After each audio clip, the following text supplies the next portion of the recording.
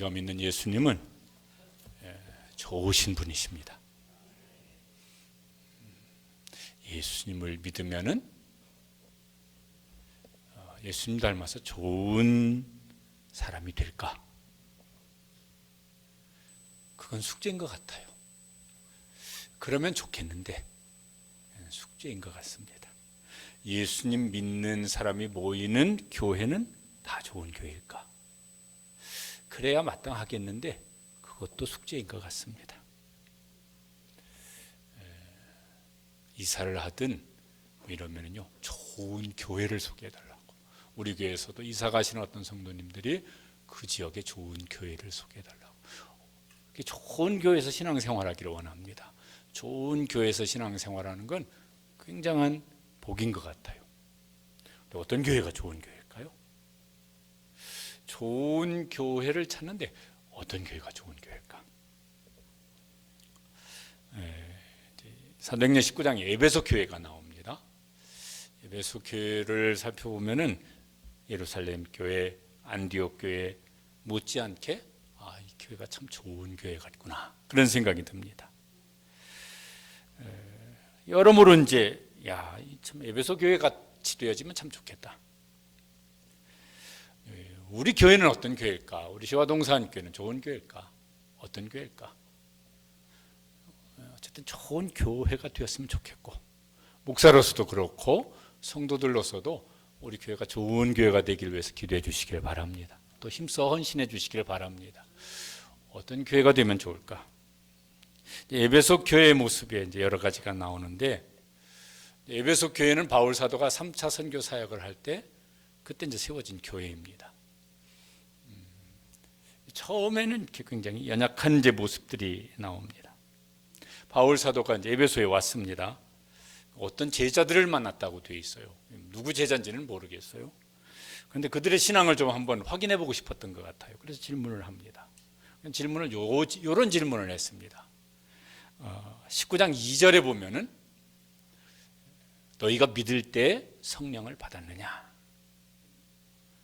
바울 사도는 이들의 신앙을 확인해 보기 위해서 이 질문이 필요하다고 생각했던 것 같아요. 너희가 믿을 때 성령을 받았느냐? 뜻밖의 이제 대답이 나옵니다. 아니라 우리는 성령이 계심도 듣지 못하였노라. 그러고 보면은 요 사람들이 누구에게서 이렇게 무슨 신앙을 배웠는지 모르겠지만은 아직 예수님을 정확히 잘 모르는 것 같아요.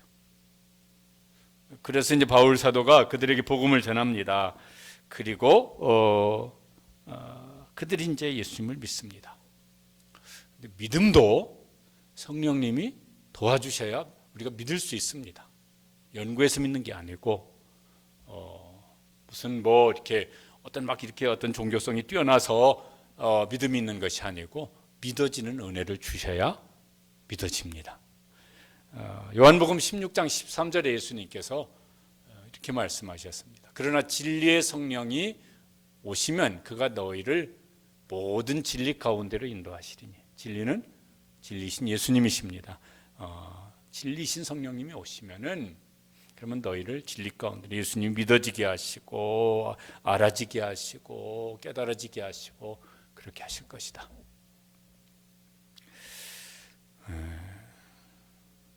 이제 예수님이 진짜 나의 구주시다. 이건 뭐 누가 뭐라 해도 나는 뭐 부인할 수 없는 그런 이제 확신이다. 이런 믿음이 있는 건 참 은혜입니다. 은혜 중에 은혜입니다. 왜냐하면은 다 이런 믿음이 있냐면 그렇지는 않거든요. 우리 오늘 예배드린 이제 성도 중에서도 저는 이 믿음이 아주 확실합니다. 이게 뭐 천지가 무너져도 이거는 바꿀 수 없는 그런 확신입니다. 그러면 이제 여러분은 큰 은혜를 받으신 분이고 큰 복을 받으신 분이십니다. 그것만으로도 넉넉히 감사할 수 있는 이유가 되어집니다. 그런데 이제 그렇게 믿는 것 같은데 이게 흔들리네. 이번 주 이제 중고등부 수련회가 있습니다. 모태신앙인 아이들 많이 있습니다. 요하 세례 받고. 제가 이렇게 중고등부 전도사를 했던 적이 있어요. 지금도 이제 기억나는 것 중에 그때도 수련회 하면은 예수님이 누구신지 막 이렇게 이제 전하고 또 영접하는 기도 따라서 하게 하고 뭐 이제 수련회 끝나면 이제 소감문도 이제 써서 내고 그런데 요 한 줄이 기억나는 어떤 소감문이 있어요. 저는 금년에 7번째 예수님을 영접했습니다. 예전에 수련회 가서 뭐 예수님 영접하는 기도 따라서 하고 막 하나님의 자녀입니다. 그런데 또 막 이렇게 듣다 보니까 나는 또 아닌가? 그래가지고 또 영접 기도를 또 했다는 거예요. 이번 수련회에 참여해서 평생 흔들리지 않는 확신을 갖는 믿음의 은혜를 주시기 위해서 기도해 주시길 바랍니다. 그게 막 믿어 이렇게 해서 되는 게 아니잖아요. 믿어지는 은혜를 주셔야죠. 믿는 사람에게 이제 세례를 베풉니다. 5절에 보면은 그들이 듣고 주 예수의 이름으로 세례를 받으니, 세례 받는다고 하는 것이 로마서 6장에 보면 예수님과 연합이 되어지는 거예요. 그의 죽으심과 그의 부활하심에 연합이 되어지는 것이라고. 세례를 제가 세례식 할 때 결혼식에 빗대어서 설명을 하기도 합니다. 부부가 되어지는 거는 연합하는 거예요. 몸으로도 연합하고 마음도 연합해야 되고 돈도 연합해가지고 네가 벌어온 거 내가 벌어온 거 따따로 살자 이러지 않고 뭐예요? 같이 살림을 하고 연합이에요. 예수님이 나의 주님이십니다. 예수님이 나의 머리이십니다. 교회는 주님의 몸이니까 하나로 연합되어지는 거예요. 주님과 같이 생각하고 같은 길을 가고 같이 기뻐하고 뭐 이런 것이죠. 이제 이 삶이 이제 점점 깊어질 수 있게 되시기를 축복합니다. 이제 그래야 우리의 신앙생활이 이게 이제 맛이 나는 것이죠. 예수 믿으면은 이게 우리가 이렇게 많이 듣지만은 들을 만큼 이렇게 실감이 좀 더 나면 좋겠는데 어떤 신분의 굉장한 변화가 일어납니다. 로마서에서는 그냥 자녀라고 하지 않고 양자 개념을 가지고 우리가 하나님의 자녀됨을 설명을 합니다. 전에는 부모가 없었어요. 그런데 입양이 되어졌습니다. 양자가 되었습니다. 그걸 로마서 8장에 뭐라고 설명하냐면은 저렇게 설명을 했습니다. 같이 읽어보시겠습니다. 자녀이면 또한 상속자 곧 하나님의 상속자요. 자녀가 됐어요. 양자가 됐으니까 법적으로 이제 자녀 신분을 얻었는데 자녀가 되어지면 또 한 가지 법적인 지위를 얻는 것이 뭐가 되어진다고요? 상속자가 되어져요. 여러분 상속자가 된다고 하는 건 상속받는 사람이 뭘 결정하는 겁니까? 상속을 해주는 사람이 뭘 결정합니까? 상속을 해주는 사람이죠. 그 사람이 지금은 뭐 똑같지는 않겠지만 옛날 같으면 무슨 신분이든지 명예든지 권세든지 부든지 그 상속을 하는 그가 가지고 있는 것을 상속받는 사람이 그걸 이제 법적으로 그걸 물려받게 되어지는 것이. 그러면은 세상에 막 이렇게 막 무슨 막 굉장한 무슨 부를 가진 사람의 상속자가 되어진다. 그러면 얼마나 부자가 되겠어요? 저 중동 이런 나라들은 지금도 왕정이잖아요. 그러면은 설에 따라서 왕의 지위도 물려받고 부도 물려받고 막 무슨 사우디 왕장가 어디 왕장가는요 재산이 수천조 원이 된대요. 왕국의 것이 다 자기 것이 되는 모양이에요. 그 왕세자는. 여러분 그런데 그 사람하고 미스터 에브리싱 있잖아요. 그게 어느 나라 왕자더라. 그 사람 재산이 수천조 원인가 된다고 그러더라고. 근데 그 사람이 아직 그 아버지가 살아있으니까 다 자기 명의는 아니겠지만은 그 사람이 상속받는 거하고 이런 비교가 좀 그렇긴 하지만은 하나님의 상속자인 우리가 상속받을 거하고 차이가 있습니까? 없습니까? 엄청나죠? 누가 더 많은 상속을 받습니까? 그런데 이게 이제 실감이 잘 안 나는 게 문제인데 하여튼 실감이 점점 더 많아지게 되시길 축복합니다. 그러면은 우리가 어디 가서 꿀릴 이유가 없잖아요. 나로 말씀드릴 것 같으면 말이야 내가 이런 상속자라고 뭐 어디 가서 폼을 안만 잡아도 괜찮잖아요. 여기 이제 예수님을 믿고 세례를 받은 사람에게 바울 사도가 기도를 합니다. 안수하면서 기도하는데 이제 저렇게 되기를 기도했고 그런 은혜를 주셨어요. 저게 필요하거든요. 그래야 그게 우리 속에 더 확실해지고 실감나지고 이러니까. 6절 읽어보시겠습니다. 안수함에 성령이 그들에게 임하심으로 방언도 하고 예언도 하니. 이미 예수님을 믿는 사람에게는 성령님이 계세요. 성령으로 말미암지 않고는 예수 그리스도를 주라 시인할 수 없느니라. 성령님이 이미 계신 거예요. 그런데 성령 충만을 받으라고 말씀하세요. 이 사람들이 이제 이미 세례받고 신앙 고백을 한 사람들인데 이제 성령 임하십니다. 성령 충만을 받는 것입니다. 그래서 은사도 받습니다. 에베소 교회는 시작을 그렇게 시작을 했습니다. 여기 보니까 요 에베소 교회 요새식으로 하면 개척교회고 미자리 교회인데 12명으로 시작되어져요. 그러니까 뭐 교세 막 요새식 이렇게 말하자면 약해요. 교회 재정 약했을 것 같아요. 그런데 이 뒤에 나오는 말씀 보면요, 겁나는 교회예요. 왜냐하면 성령 충만한 교회인데 그들을 통해서 하나님의 능력이 나타나요. 예수님이 확연하게 드러나요. 우리가 그런 교회 되고 그런 성도 되기를 간절히 사모합니다.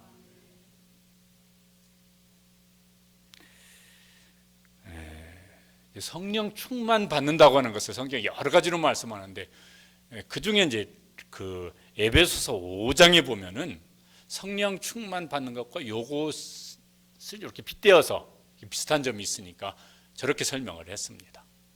같이 읽어보시겠습니다. 술 취하지 말라. 이는 방탕한 것이니 오직 성령으로 충만함을 받으라. 좀 말을 바꿔서 하면은 술 충만하지 말라. 성령으로 충만함을 받으라. 혹시 우리 중에 경험상 술 충만하신 과거, 현재는 안 그렇겠죠? 현재 그런 분 계셔도 예배는 하여튼 잘 오셨습니다. 성령 충만하면은 술도 하나님께서 확실하게 정리해 주실 줄로 믿습니다.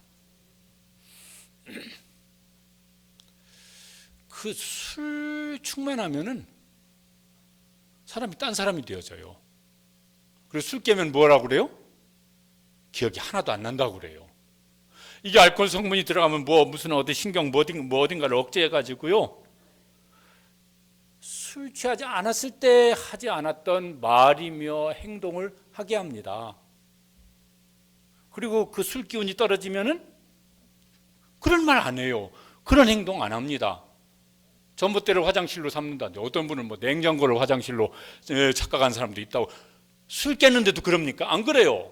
아무 데나 지나가면서 동네 강아지도 걷어차고 지나가는 사람도 막 걷어차고 시비 걸고 이런 거 절대로 안 해요. 술 기운이었을 때 술 기운이 그 사람으로 하여금 딴 사람을 만들었습니다. 그래서 그런 행동을 하고 그런 말을 하게 하고 합니다. 술 기운 떨어지면 절대로 그러지 않습니다. 성령 충만하면은 성령님의 감동으로 생각을 하고 말을 하고 성령님께서 주시는 열심으로 열심을 내고 성령님께서 주시는 사랑으로 무슨 마음이 뜨거워지고 이렇게 이제 되어지는 거예요. 성령님이 주시는 은사로 뭔가를 더 사역을 잘 감당해내고. 성령의 기름 부음을 받는다. 기름 부으심 이런 표현도 많이 써요. 성경에도 있는 말이고. 성령님의 기름 부으심. 그래서 성령님께서 지혜도 주시고 능력도 주시고 열정도 주셔서 그 성령님의 능력을 힘입어서 신앙생활을 하는 겁니다. 인생을 살아가는 것입니다.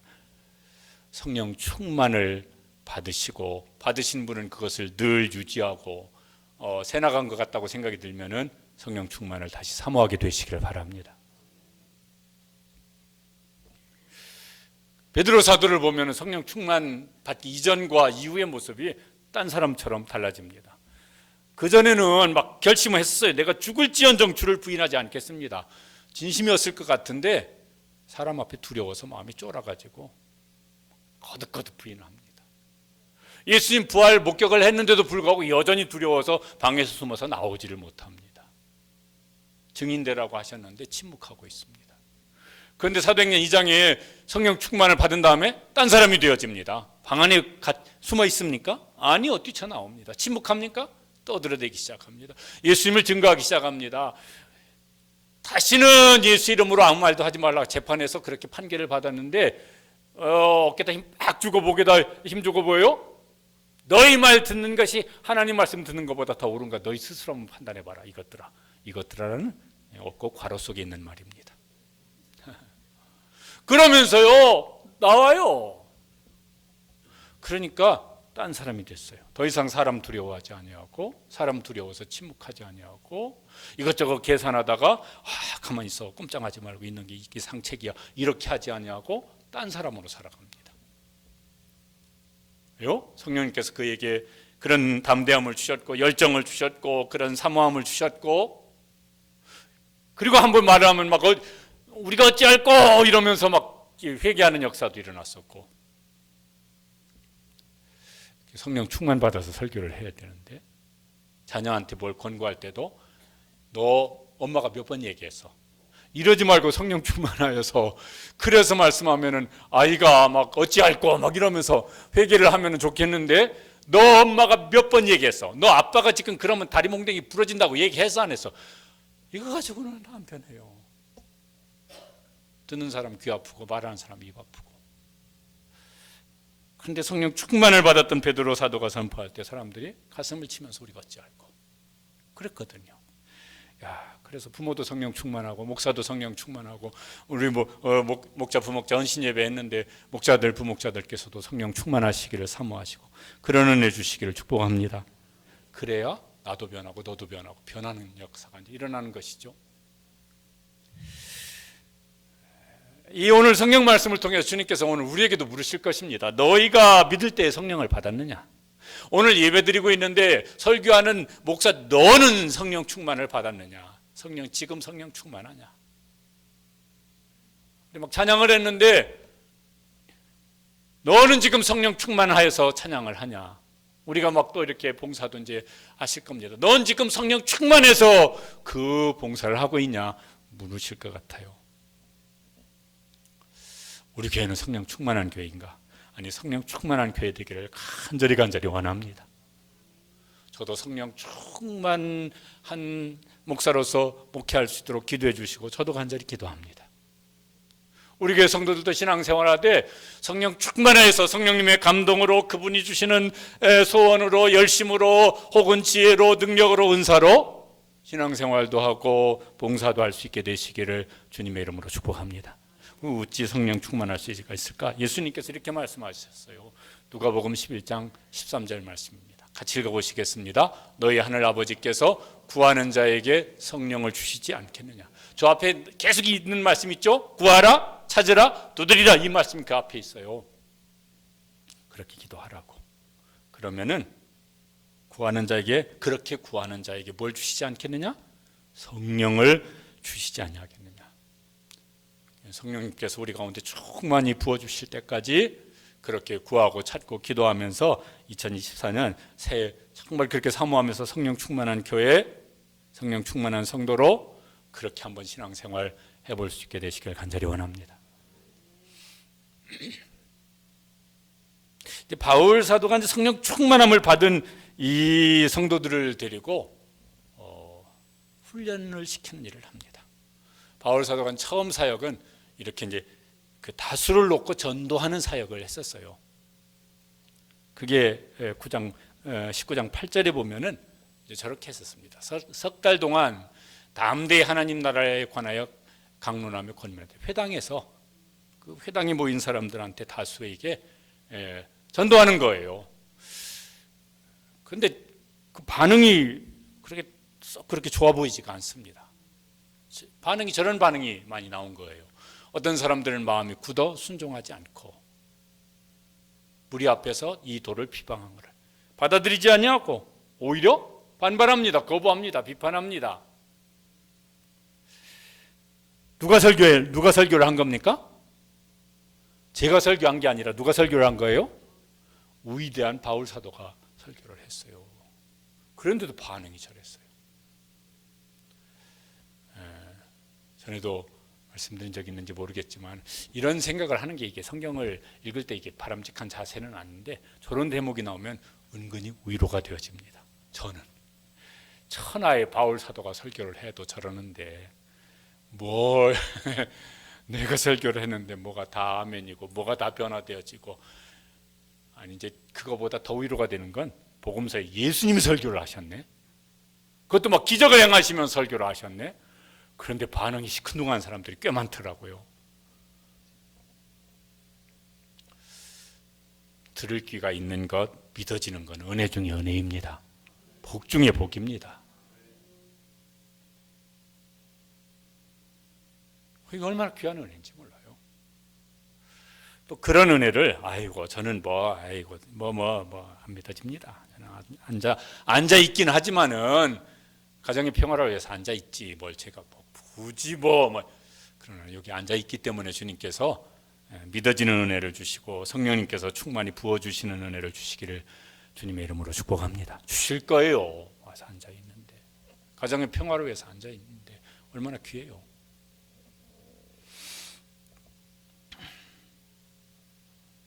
그래서 이제 사역을 바꿉니다. 사역의 방향을 전환합니다. 그게 뭐냐면요, 9절 10절 앞부분이에요. 저렇게 하기로, 이게 효과적인 사역을 위해서는 사역의 방향을 바꿔야 되겠구나, 그런 거예요. 저 말씀들 읽으시겠습니다.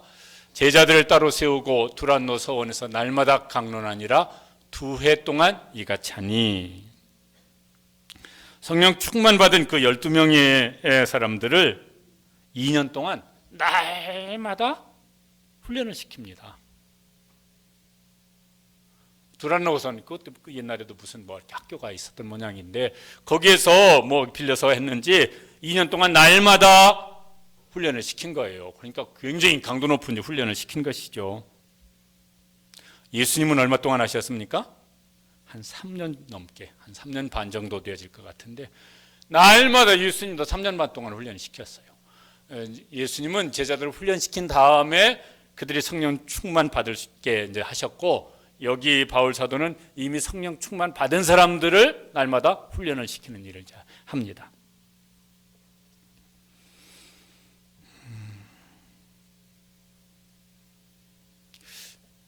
사도행전에서 이제 여러분 읽으시면은 사도행전에서는 교인이다, 성도라 이런 말보다 별로 안 나와요. 그런 말은. 예수님을 믿는 사람들 대부분 뭐라고 부르냐면은 제자라고 불러요. 누구의 제자겠습니까? 예수님의 제자가 이제 제자인 거예요. 너희는 제자가 됐으니까 이제 제자 훈련을 받기도 해야 되겠고, 그렇게 이제 살기도 해야 되겠는 거예요. 제자는 스승에게 훈련 배우는 사람이에요. 훈련 받는 사람이에요. 스승이 요구하는 대로 따라가는 사람이에요. 요즘에는 무슨 학생 선생이라지 스승 제자 이런 말은 별로 없는 것 같은데, 지금도 무슨 운동을 하는 사람이든 저희 딸내미도 이제 악기를 이렇게 이제 전공을 했는데, 그렇게 하는 사람들은 스승이라는 말은 쓰는지 몰라도 제자라는 말은 쓰더라고. 배우는 거예요. 제자는 스승의 마음도 알아야 되겠고, 그러죠. 또 배워야 되겠고, 따라야 되겠고. 예수님의 제자는 예수님에게 끊임없이 배웁니다. 예수님의 마음을 갖는 것이고, 예수님의 성품을 닮아가야 되겠고, 예수님이 주신 사명이 내 인생의 목적이다, 난 그걸 위해 산다, 이제 그렇게 돼야 되겠고, 제자인 것이죠. 여러분, 그냥 교인으로 신앙생활하지 말고 제자가 되시길 바랍니다. 성경에는 제자라고 말씀하고 있어요. 제일 신앙생활하는데 이렇게 이게 좀 이렇게 재미라고 말하기면 좀 그렇지만은, 재미없는 게 뭐냐면은 반반이야, 반반. 짜장면, 짬뽕은 반반 먹어도 괜찮은데 반반 신앙이에요. 내 마음 반, 예수님만 반. 혹은 3대 7이 되든지 2대 8이 되든지 이렇게 될 때도 있어요. 이거는 자꾸 갈등만 커져요. 할까 말까, 해야 되나 말아야 되나, 이러고 있으면 갈등만 자꾸 생겨요. 반반하지 말고 100대 빵이 되시길 바랍니다. 그래야 갈등이 별로 없어져요. 갈등 생기다가도 100대 빵인데 갈등 생길 게 뭐가 있어? 그리고 성령 충만을 구하게 되시길 바랍니다. 100대 빵은 됐는데 내 마음은 그렇게 먹었는데 마음에 불이 안 붙네. 그러면 이것도 힘들어서 못합니다. 성령님 제 속에 불을 주세요. 사랑의 불을 주시고 은혜의 불을 주시고 그래야 이제 즐거움으로 감당할 수 있습니다. 근데 그렇게 됐어도 여기 보면 이제 훈련을 시킵니다. 안디옥 교회가 훈련을 시킨 것도 나오는데 거기도 이렇게 돼 있어요. 사도행전 11장 25절 26절 바울과 바나바가 바울 그때 이름은 사울이죠. 바나바와 사울이 안디옥 교회에서 1년 동안 무리를 이제 가르칩니다. 훈련을 시킵니다. 그 다음에 뭐라고 돼 있냐면은 그 무리라고 하지 않고 뭐라고 이름을 바꿔서 부릅니까? 제자예요. 그 전까지는 무리였었는데 훈련시킨 다음에 제자가 이제 됐습니다.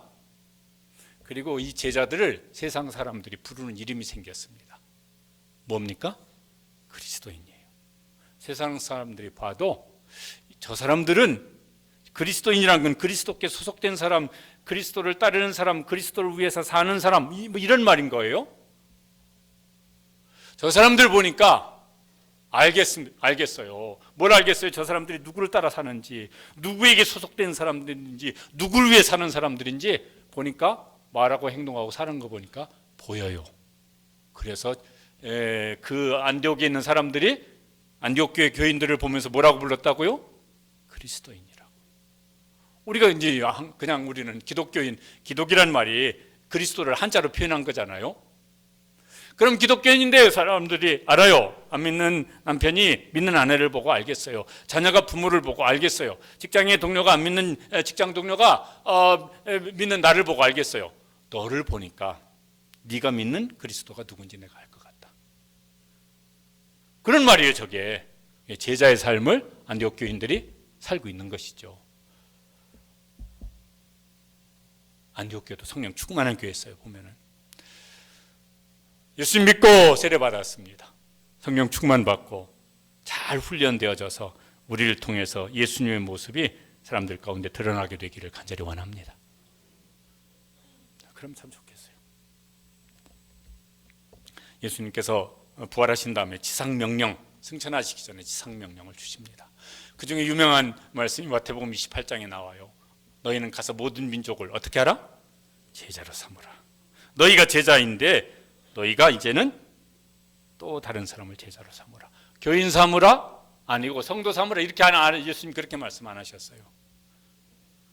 너희는 가서 제자를 삼으라. 그래서 내가 너희에게 가르친 모든 것을 그들에게 가르치라. 말로 가르치고 삶으로 가르치고 가르치라. 제자 삼으라. 우리가 이제 교회 이런저런 이제 뭐 훈련을 했고 작년에 이제 제자 훈련 이런 이름으로 다시 이제 일기를 했습니다. 오늘 이제 수료식을 이제 합니다. 다시 말씀드리지만 우리 목자 부목자 수련회 때도 말씀드렸어요. 목자이신 분들, 부목자이신 분들, 교회 중직자이신 분들은 다시 이제 새로운 마음으로 이 제자 훈련을 꼭 받으시길 바랍니다. 그리고 내가 신앙생활 나도 좀 한다고 하는데 정말 좀 이렇게 나도 제자로서 주님을 따르는 제자로서 신앙생활을 좀 하고 싶다. 좀 신청하셔서 그래서 훈련을 받을 수 있게 되시길 바랍니다.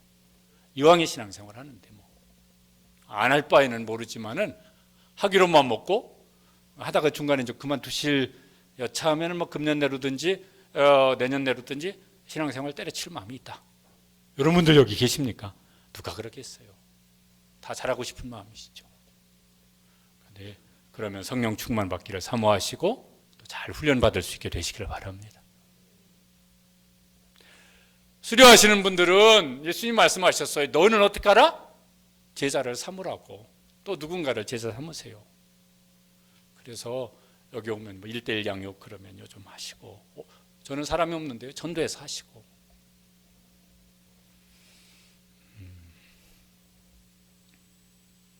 그래야 자기 신앙도 살잖아요. 내가 누군가를 책임지려고 할 때. 하나님이 사람을 참 특별하게 만드셨는데 특별히 여자분들은 애 놓기 전까지는 그냥 신체의 일부분이에요. 애가 놓으면 이게 작동을 하기 시작합니다. 어떻게 해요? 여기에서 생명수가 나와요. 아이가 먹을 젖이 나와요. 그 전까지는 그냥 신체의 일부분이에요.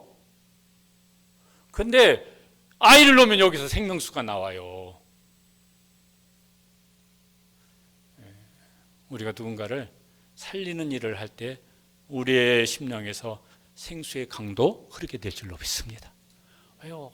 은혜를 구할 수밖에 없거든요. 내가 어떻게 무슨 재주로 없고 사람을 어떻게 변화시키고 어떻게 해? 그러니까 은혜를 구할 수밖에 없었으니까 내가 먼저 은혜 받는 사람이 되어지거든요.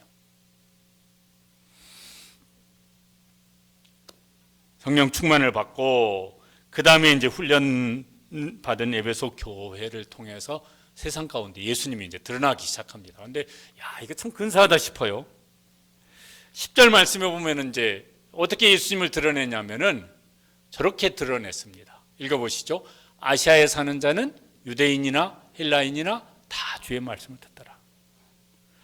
12명으로 시작한 이 예루살렘 교회, 에베소 교회를 통해서 물론 바울 선교팀도 하셨겠지만은 아시아는 건 터키 저쪽 이렇게 한 절반쯤 서쪽 지역이잖아요. 거기만 해도 땅덩어리고 굉장히 넓어요. 우리나라 남북 하나 합친 것보다 클걸요. 근데 거기 있는 사람들이 유대인이 됐든 헬라인이든 다 복음을 들었다는 얘기예요. 그러니까 얼마나 열심히 전도했다는 것인지. 복음으로 예수님을 드러내는 교회가 되어집니다. 요한계시록에 나오는 7교회는 에베소 교회가 모교회일 거예요. 거기 보면 에베소, 서머나, 버가모, 두아디라, 무슨 사대, 빌라델비아, 라오디게 7교회가 나와요. 이게 다 아시아에 있는 교회들이거든요. 그러니까 예루살렘 교회가 에베소 교회가 정말 열심히 전도했던 것 같아요. 그래서 교회가 그렇게 이제 세워지는 것입니다. 그러죠. 좋은 교회예요. 우리 시화동산 교회도 좋은 교회가 되기를 간절히 원합니다. 그 중에 첫 번째가 예수님을 드러냈는데 복음으로 예수님을 드러냈습니다. 이거 몇 번 이제 말씀을 드렸는데 이런 노트를 만들었습니다. 나의 생명책 이런 거를 만들었습니다. 지난번 다니엘 기도회 때 개그맨 조혜련 집사님이 자기 생명책 그래가지고 그 노트에 상당히 많은 사람이 적혀 있었다고. 그래서요 여기다가 이제 이렇게 참고로 이름, 관계, 그분의 지금 현재 어떤 영적인 상태, 기도 제목 이렇게 해가지고 이제 적으라고. 다 적으면 1000명도 적을 수 있을 만큼 분량의 노트를 만들었어요. 그냥 나눠드리면은 까먹고 말 수도 있을 것 같아서 목장을 통해서 주문을 받겠습니다. 그러면은 1000원씩 판매를 하겠어요. 그리고 이제 적어놓고 이분이 예수 믿고 제자가 될 때까지 계속 기도하시라고. 그래서 이제 금년에 할 수 있으면 우리 모든 성도들이 다 나의 생명책에 한 권씩 있으시고, 이거는 크기를 큰 걸 안 했어요. 이렇게 주머니에 넣고 다녀도 되니까, 이렇게 해도 되니까. 그래서 커피 마실 때도 한번 보시고, 화장실 가서도 스마트폰 보지 말고 한번 보시고, 하여튼 보시면서 이제 기도하시자고. 그러면 하나님께서 우리 가족이 됐든 이웃이 되었든 마음도 열어주시고 전도의 문도 열어주는 일을 시작하실 줄로 믿고 소망하면서 시작하는 우리 성도들 되시기를 간절히 원합니다. 또 뭐가 드러나면은 예수님의 치유와 회복의 역사가 교회 안에 이제 나타납니다. 12절에 보면은 바울 사도를 통했지만 교회 안에서 이런 일들이 이제 일어난 거예요. 같이 읽어보시겠습니다. 병든 사람에게 얹으면 그 병이 떠나가고 악귀도 나가더라. 예수님이 하셨던 사역이에요. 이 예수님이 이 사역을 하시면서 제자들에게 이 사역을 위임하십니다. 마태복음 10장 28절에 보면은 제자들에게 너희가 이제 그 일을 대신해라. 예수님 이제 떠나실 것이니까. 저 말씀도 읽어보시죠. 전파하여 말하되 천국이 가까웠다고 병든 자를 고치며 죽은 자를 살리며 귀신을 쫓아내되 너희가 거저받았으니 거저주라. 죽은 자를 살리며 여기는 밑줄을 안 쳤습니다. 이건 예수님밖에는 하신 일이 없는 일이라서. 우리 교회 아픈 분들이 참 많으세요. 작년 이때쯤 부흥했잖아요. 강사 김민정 목사님 아픈 사람들 안수기도 하시겠다. 저도 이렇게 앞에서 같이 기도하라고 그래서 봤어요. 이 자리에 앉아있는 분이 한 분도 안 계신 것 같더라고요. 다 아픈 거야, 어딘가는. 아이고, 다 이렇게 아픈 사람이 많아. 몸이 아프든 마음이 아프든. 또 얘기를 듣다 보니까 누가 그러신대요. 새벽기도 나오고 싶은 마음은 간절한데 밤에 잠이 와 나가지고 새벽 2시까지 3시까지 잠이 안 와서 잠을 못 자가지고, 그러다가 이제 겨우 잠들면은 새벽에 못 일어나서, 그래서 새벽기도 못 나오신다는 분이, 이분도 제 아내 얘기를 들어보니까 누구도 그런다고 막 얘기를 하더라고. 밤에 잠이 안 오네. 그러신 분들. 이야, 약이 그렇게 많아도 약 먹는다고 다 나아지냐? 병원이 그렇게 용한 병원들이 많아도 병원 가면 금방 다 나냐면은 금방 다 그렇게 되지도 않아요. 그래서 뭐 좋은 약, 좋은 치료를 받으면 좋겠지만 그거 가지고 다 되냐면은 다 되지도 않아요. 주님께서는 우리의 연약한 질고를 담당하셨습니다. 마태복음 8장 17절에 보면은 이렇게 말씀하셨어요. 읽어보시겠습니다. 우리의 연약한 것을 친히 담당하시고 병을 짊어지셨다. 그리고 예수님 십자가에 죽으시고 부활하셨습니다. 그래서 주님은 우리가 낫기를 원하십니다. 그리고 본인도 기도하시고, 또 우리 교회 안에 정말 기도하고 간절히 기도하고 때마다 기도하고 또 기도를 받기도 하시고 그러시면서 우리 아픈 것들이 낫는, 치유가 되어지는, 몸도 나아지고 우리의 마음에 아픈 것도 나아지고, 불면증인 사람은 좀 잠도 잘 왔으면 좋겠고, 어떤 분은 베개 누우면 5초 내에 잠든다는 사람도 있잖아요. 잠도 좀 잘 주셨으면 좋겠고, 하나님께서 사랑하시는 자에게 잠을 주시는 도다, 이런 말씀도 있는데 예배 시간에 자지 말고 저녁에 누우시면 금방 잠들고. 오늘 어떤 분은요, 얘기 좀 하려고 시작했더니 코골드라고 그래가지고 짜증난다고 막 이런 분도 있기는 하시더라고요. 그러면 5분 있다 잠드시고. 주님은 우리가 낫기를 원하시니까 주님께서 치유와 회복의 역사가 우리 교회 속에, 가정 속에, 목장에서 기도하면 목장 속에 일어나는 그런 교회 되기를 간절히 원합니다.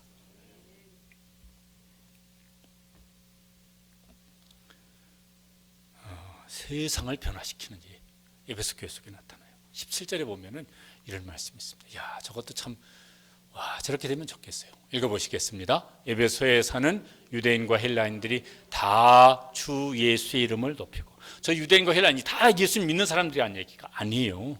그 도시 사람들이에요. 그런데 그 도시 사는 사람들이 교회 안에서 일어나는 어떤 일들을 보면서, 와, 저들이 믿는 예수님이 굉장하구나, 예수님을 높였다는 거예요. 욕먹는 교회가 아니라 예수님의 이름이, 그 교회를 통해서 예수님의 이름이 높임을 받는 거예요. 한국교회 그랬었다고 그러잖아요, 옛날에. 그냥 전해 들은 얘기긴 하지만은 우리보다 우리 세대이신, 앞선 세대이신 분들이 그런 일들이 많이 있으셨던 모양이에요. 교인들한테 돈 꿔줄 때는 차용증서 쓸 필요가 없다고. 저 사람들은 거짓말 안 하는 사람들이라고 그랬었다고 그러잖아요. 근데 요즘엔 뭐예요? 교인들한테 돈 꿔주지 마, 그 사람들 떼어먹는 사람들이야, 이런 말들이 있다고 그러잖아요. 내 돈 떼어먹은 놈 갔더니 교회 가니까 거기 있더라고, 막 이런, 누가 지어낸 얘기겠죠.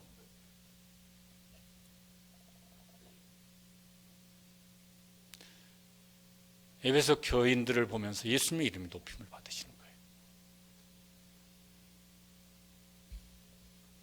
18절에 보면은 이런 말씀이 있습니다. 읽어보시겠습니다. 믿은 사람들이 많이 와서 자복하여 행한 일을 알며. 저게 무슨 소리냐면요, 믿는 사람들이 교회 와가지고 공개적으로 자기 죄를 회개하는 거예요. 그러니까 진짜 회개를 하는 것이죠. 진짜 죄에서 돌이키기로 결심을 한 것이고, 또 그런 마음에 불이 붙은 사람들이고, 그러니까 와서 대놓고 교회 앞에 공개적으로 죄를 회개를 하는 것입니다.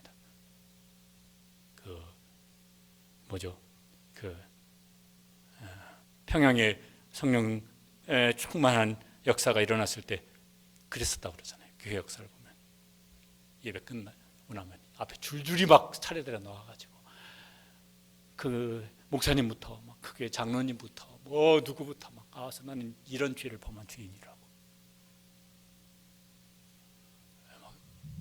그러면서 이제 변화가 이제 일어나. 이게 참 꿈 같은 얘기인데, 그렇게 하든 저렇게 하든 우리 속에 진짜 회개를 하고 진짜 변화의 역사가 일어나는 이런 은혜를 베풀어 주시고, 그런 은혜를 사모하시고, 그런 변화의 열매들이 우리 가운데 나타나게 되기를 간절히 원합니다. 그렇게 되기를 축복합니다. 19절에 보면은 이런 말씀이 또 있어요. 이것도 굉장한 일인데 읽어보시겠습니다. 또 마술을 행하던 많은 사람이 그 책을 모아가지고 와서 모든 사람 앞에서 불사르니 그 책 값을 계산한 즉 은 5만, 다른 데는 은 5만 드라크마라고 되어 있어요. 되더라. 드라크마는 데나리온 뭐 이렇게도 이제 되어 있는 데가 있어요. 한 데나리온이 하루 품삯이라고 그러잖아요. 그러니까 요새식으로 하면요, 5만 일 동안 받은 품삯이에요. 이거 연수로 계산하면 한 140~50년 동안 연봉을 다 모은 것만큼의 책값이 됐다는 거예요. 우상 숭배하던 이런 책들을 싹 다 가지고 와가지고, 야, 이런 허접한 걸 우리가 왜 하냐 그러고요. 이게 다 믿는 사람들이 그렇게 했다는 게 아니에요. 그 도시 사람들이 그렇게 했다는 거예요. 그렇게 해가지고 도시의 영적 분위기가 이제 바뀌어진 겁니다. 야, 멋진 교회죠. 우리나라 무속 인구가 수년 전에 우리나라 무속 단체가 2개가 있대요. 거기 각각 등록된 무속인이 한 50만 명쯤 되어지는데, 등록되지 않은 사람들도 그만큼 되어지면 못해도 한 150만 명의 무속인이 있다고. 그 사람들이 다 먹고 사는 건 뭐예요? 찾아가요. 교인들은 안 찾아갈까? 옛날에 어떤 그런 전단을 신문에서 하나 봤다니까요. 기독교인 특별 환영. 그게요, 텔레비에서도 막 무슨 모험 프로그램에도 그런 사람들은 자유롭게 나와요. 거기 목사가 나가지고 뭐 성경 이러면은 막 옮겨보라고 그러는데, 무속인들이 나오는 건 막 다 나와서 막 해요. 특별히 연말 연초 되어지면 나와세요.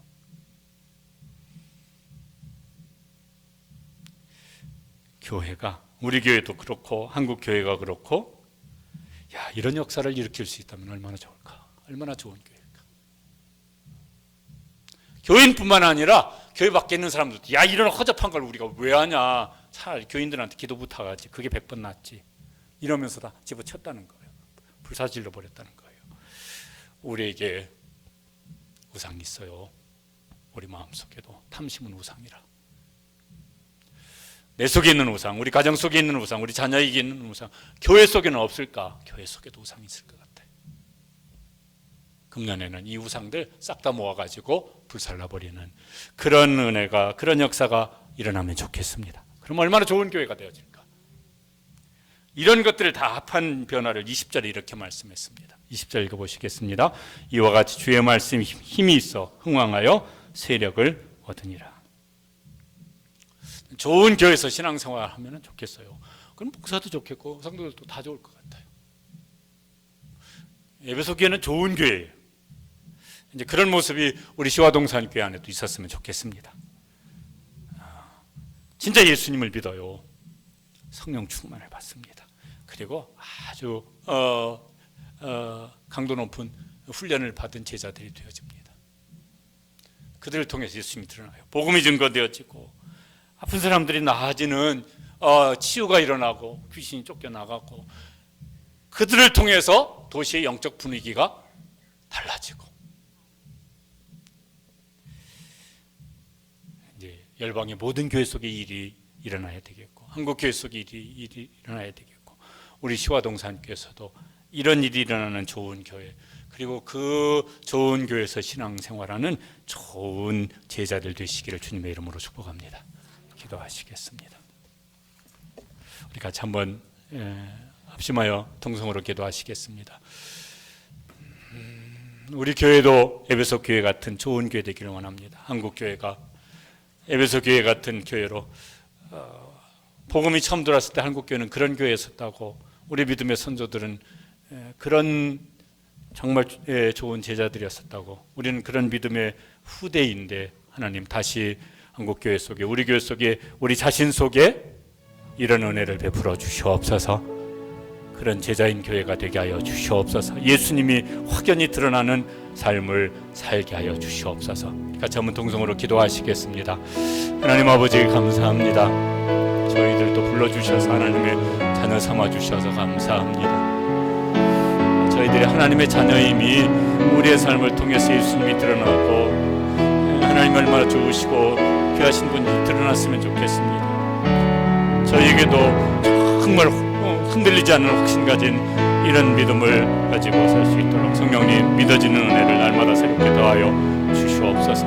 성령님 우리에게도 성령 충만함으로 기름 부어 주셔서 우리 속에 정말 성령님께 주시는 새로운 소원이 있고 그런 성령님의 불의 역사가 있고 사랑이 있고 열망이 있고 성령님께서 우리 가운데도 은사를 부어 주셔서 그래서 성령의 능력을 힘입어서 그 은혜를 힘입어서 신앙생활하게 하여 주시옵소서.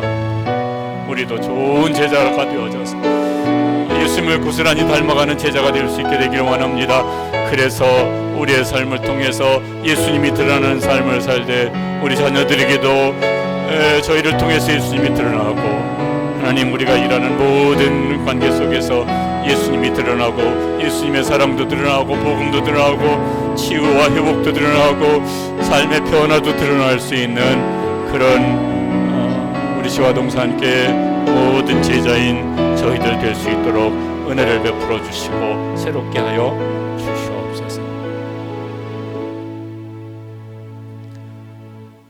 에베소 교회에게 은혜를 주시되 믿음을 주시고 성령 충만함을 주시고 훈련된 제자가 되게 하시고 그들을 통해서 예수님을 확연하게 드러내게 하셨던 은혜를 주신 것처럼 오늘 우리 시화동산교회도 한국교회도 열방의 모든 교회 속에도 그런 좋은 교회로 다시 새롭게 설 수 있도록 성령님 우리 가운데도 성령으로 기름 부어 주시옵소서.